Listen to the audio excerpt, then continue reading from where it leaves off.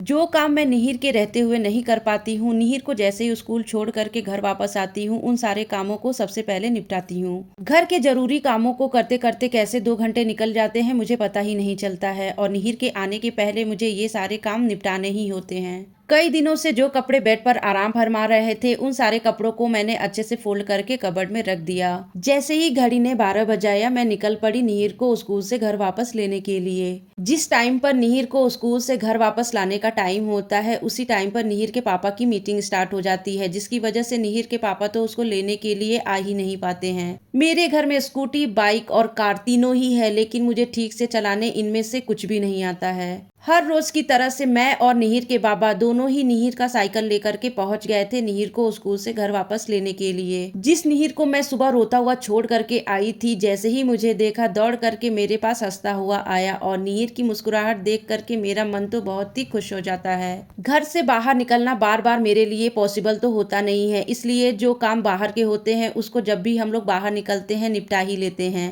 निहिर को लेकर के हम लोग पहुंच गए थे मेड प्लस पर। यहाँ पर मुझे लेनी थी अपनी दादी सास के लिए दवाई। निहिर की मस्ती यहाँ भी चालू ही थी। यहाँ पर हमें सारी दवाइयाँ नहीं मिली थी। जो दवाइयाँ अवेलेबल थी वह तो हमने ले ली थी और जो नहीं अवेलेबल थी वह हमें कल मिलने वाली थी। बाहर धूप इतनी तेज थी कि अब मेरे मन में ऐसा हो रहा था कि जल्दी से निहिर को घर लेकर के पहुंच जाऊं। मुझे लगा धूप से प्रॉब्लम सिर्फ मुझे ही हो रही है, लेकिन ऐसा नहीं था। मेरे छोटे नटखट को भी धूप इतनी तेज लग रही थी कि वह बार बार बोल रहा था कि धूप लग रहा है, धूप लग रहा है।